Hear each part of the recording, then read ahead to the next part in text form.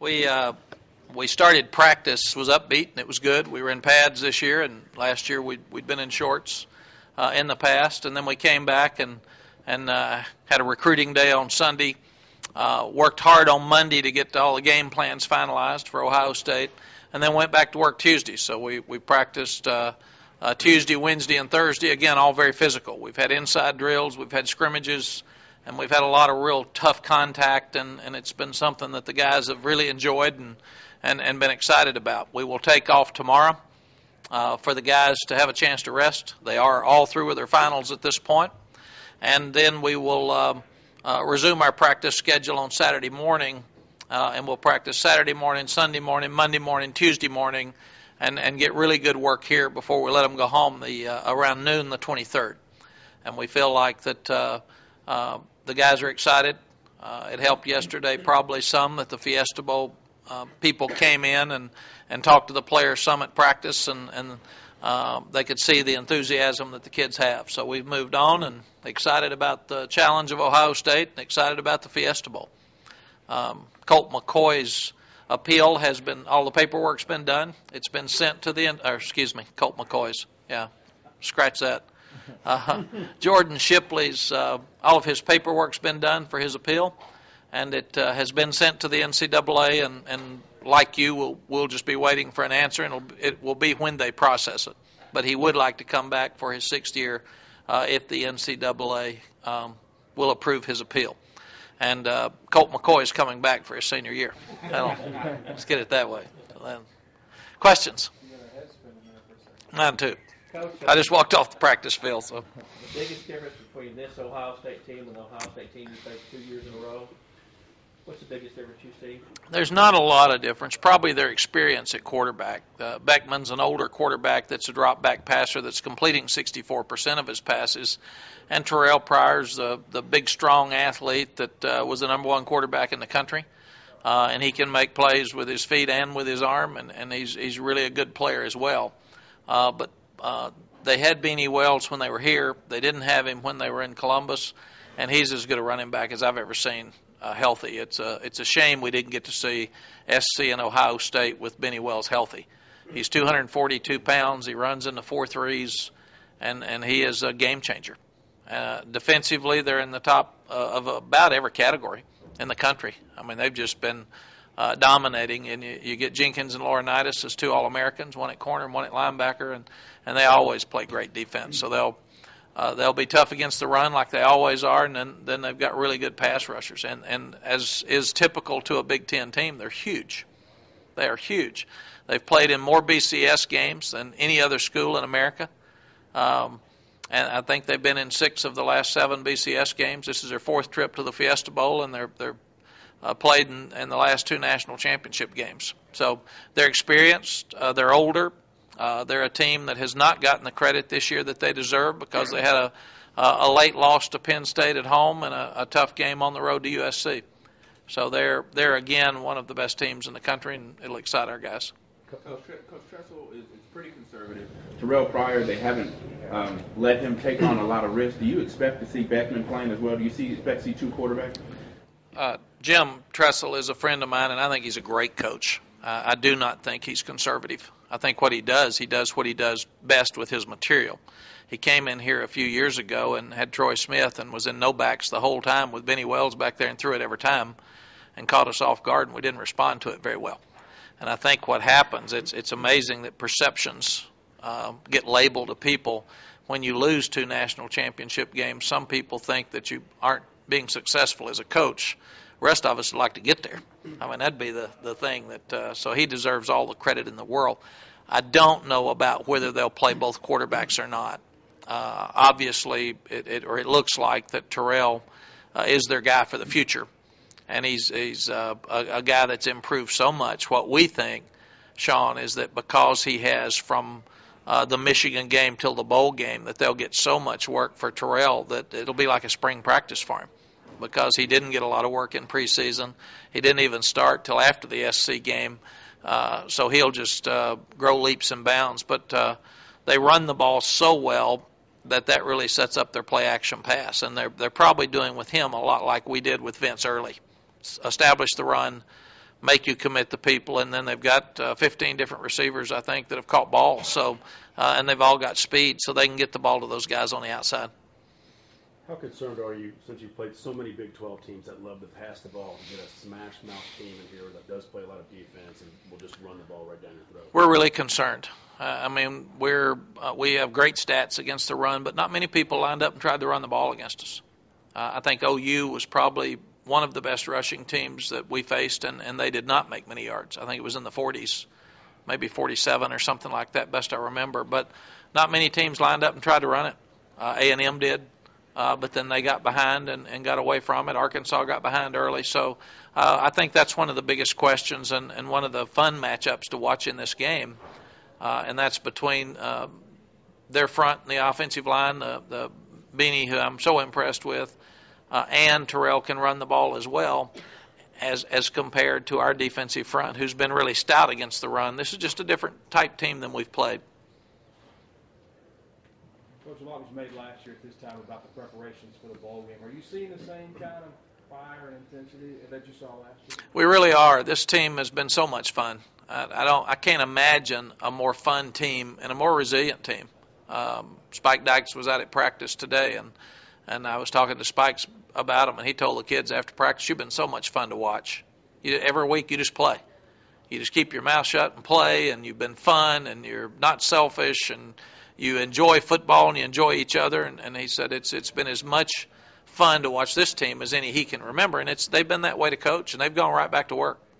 I mean, it was and probably good that we had 2 weeks off for them basically after the A&M game, so they had a chance to reflect on the season and get their minds back ready to go and get excited about Ohio State. Can you go back to that night in 05 in Columbus and what that victory meant, not only for that season, but since then? Yes, being a football fan myself and looking, I love stadiums across the country, and it's why I'm so excited about ours going to 100,000 next year, because we will be the fifth largest, along with Ohio State, Penn State, Michigan, Tennessee, and Texas. So it separates those five from everybody else in America with just the simple number of 100. And I think we'll have over 100 for the opening ball game next year, and that's really exciting for Texas and our state and for football in this state. But just to go to the horseshoe, I didn't get to see them dot the I, but I've always heard about that, and I've seen it on TV. You all probably got to see it. I didn't get to, but their traditions are like ours, and to be able to play Michigan in the Rose Bowl and then have a two-game series with Ohio State after 115 years or something without playing either one of them, and now be able to play Ohio State again and kind of a rubber match between the two as we sit here 1-1, makes it a lot of fun. And I think the fact most of our fans, nobody's been back since '97 to the Fiesta Bowl, but none of our coaches and none of our players have been to the modern-day Fiesta Bowl.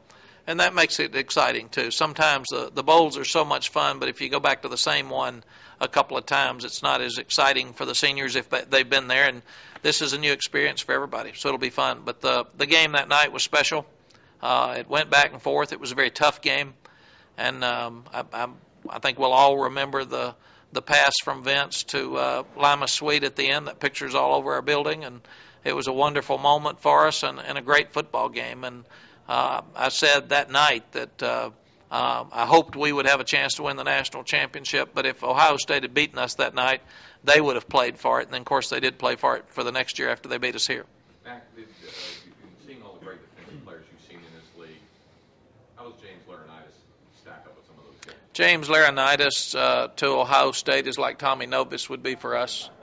I mean, he can run, but he has a physical presence at any time when you're out there on offense. You got to know where he is at all times. Obviously, as a sophomore, he intercepted a pass to start the second half, and if you go back, that game was 7-7. We fumbled at the 3 going in, and then they hit the pass to the great receiver right before halftime and caught us where we didn't handle the coverage very well to go up 14-7. We come back out and we're moving it. Laurinaitis is the one that turned the game. He intercepted the ball and ran it back down and put the score up to 17-7 and put us in a bind. But he's very physical. He's very tough. He can run. He loves football. He's passionate with what he does, and he's kind of the heart and spirit of their team. And Colt sat in front of him down in Orlando at some of the ESPN awards, and he said he kept tapping him on the shoulder and talking to him to try to distract him. And he said Coach Tressel told him, just make sure he knows you're around.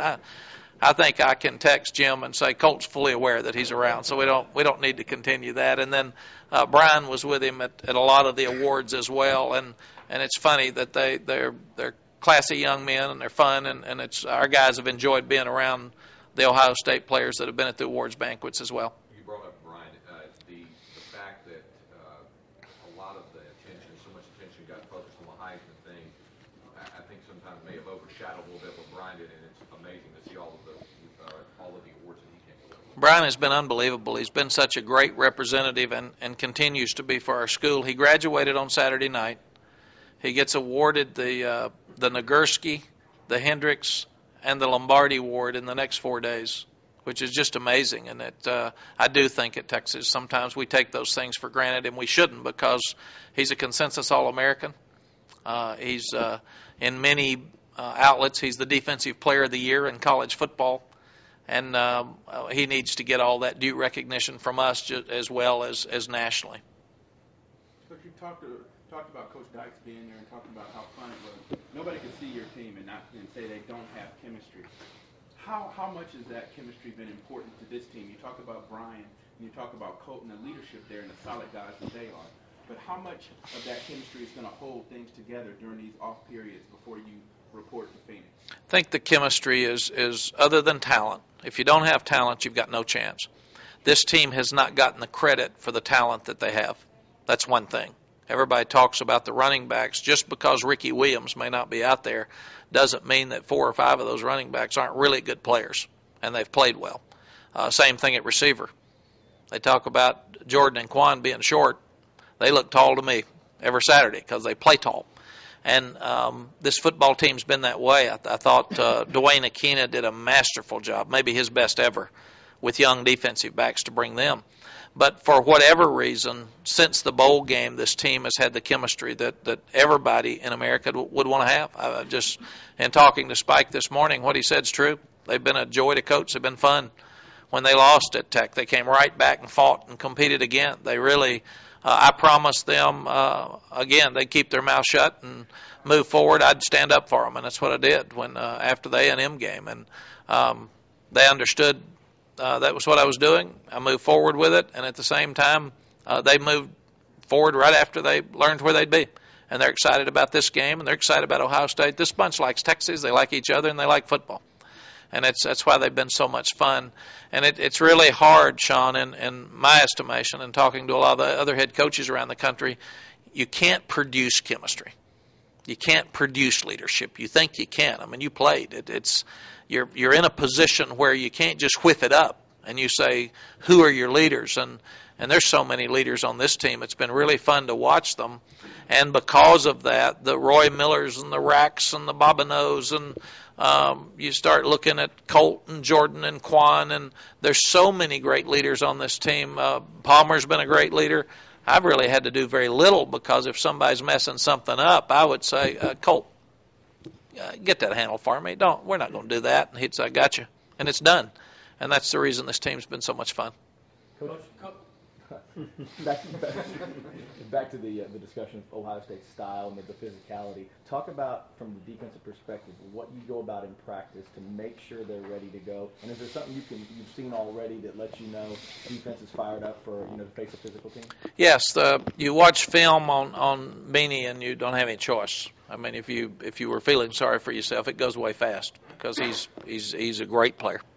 And I noticed they've got 6 players that are checking their weight in the draft right now, so they're a very talented team, even with their juniors, not even counting their seniors.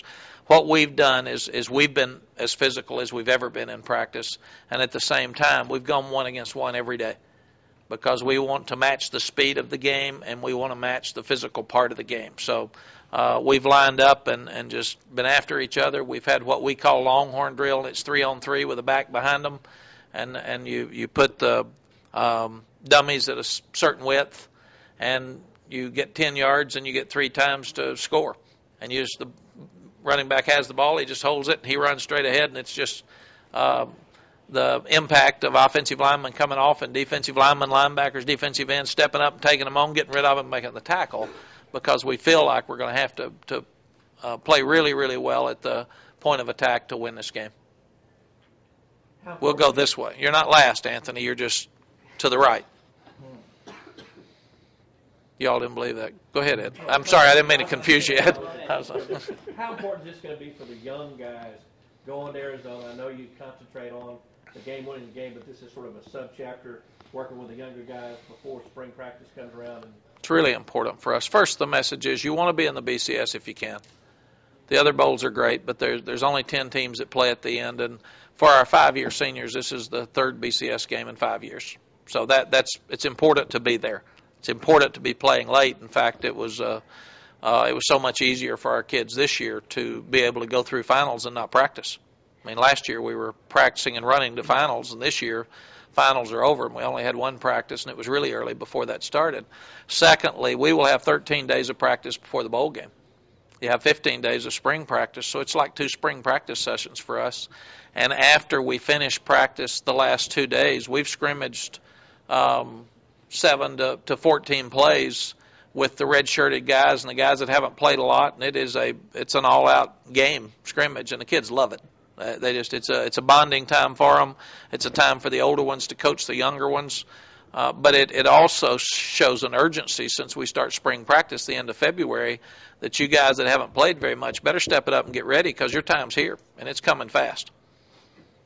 Anthony. Coach, considering you guys handle your business in the game, how much do you hold out hope for a split national championship or combined to that? What we would do is want to play our best, and then hopefully it worked out. But it doesn't do any good talking about that stuff before the game. You got to play well.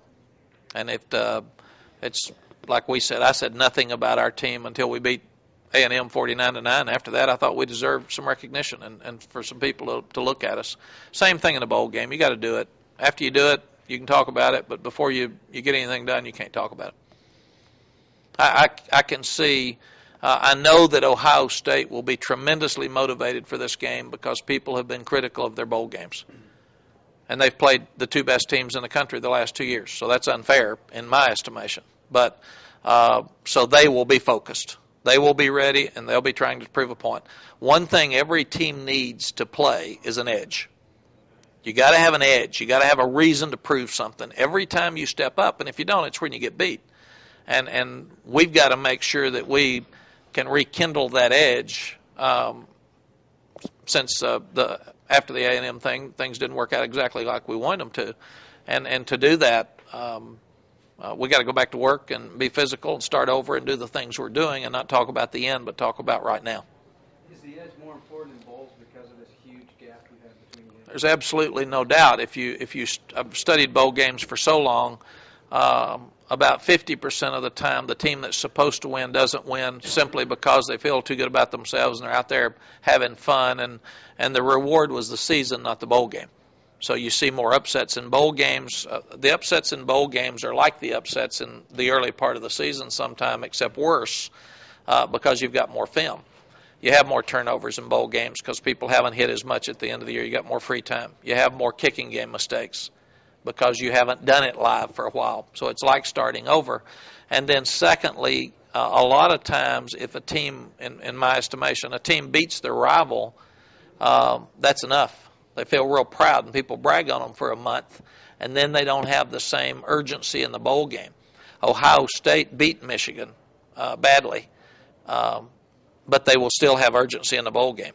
Our guys beat A&M, and it was a tough game for them. They got after A&M really well. So we've got to go back and rekindle that energy and get that edge back and make sure that we don't continue to talk about the past but look forward to the future. What similarities do you see in Coach Tressel, yourself, the fact that you both won a national championship, your teams are always in the mix? We were both raised in homes with coaches, so we've been around football our whole lives, and our dads were showing us film.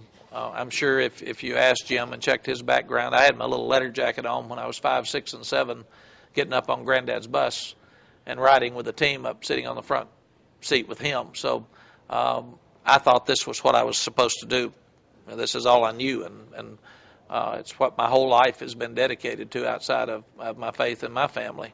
And I would think Jim would tell you the same thing. And then his dad worked for Ohio State and Woody Hayes, and he looked up to his dad, obviously, but to Woody Hayes so much. For me, one of the reasons I came here was Coach Royal, one of the main reasons. And I wanted to be around Coach Royal, and I wanted to learn. And so I do think we have very, very similar backgrounds. And we've been put in two cities that are very passionate about football. We're in two states that are media-driven about football and have national impact on football every time they're talked about. So our fan bases are probably more similar than people would like to think. And there's a tremendous amount of pride. There's a high standard set at each program, but at the same time there's a lot of scrutiny at each program. So we might not should stand next to each other before the game. We might ought to separate. But Jim's a great football coach and a guy I admire. And after studying their film twice previously and now for this game, you can see why they win. They're very, very well coached. Okay. One more quick about Gene.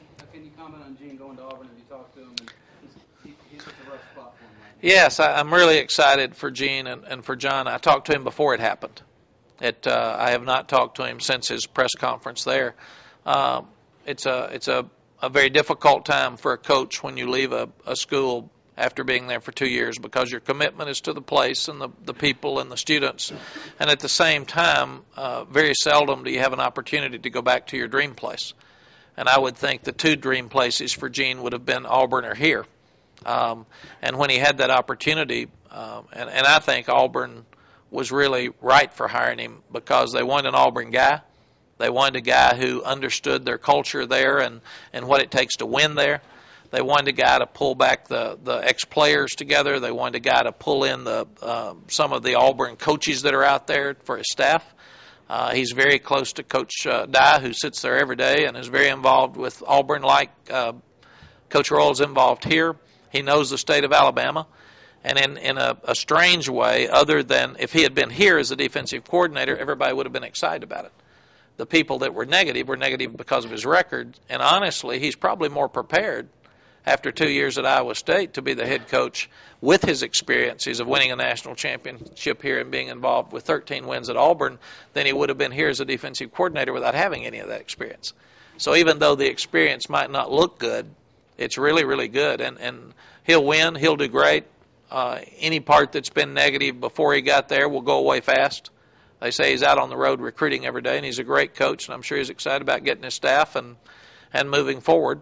And I know there's a part of him that really hates leaving Iowa State. I mean, I've done that, and that's a very difficult thing to do. And like I said, I hope I never do it again, because it's really, really difficult to sit and look at those coaches and those kids and tell them goodbye when you know it's best for your family and it's the thing you should do. Because it's your dream. And at the same time, if you stay at the school and aren't productive, they're going to fire you in 2 years anyway, and then you're the one looking sad. So this business is a tough business, and we're seeing guys getting fired every day, and you got to do what's in the best interest of your family first, and that looks like a difficult decision sometime publicly. Okay. Thanks, Coach. Thank you all. See you. See you in a little while. Thank you.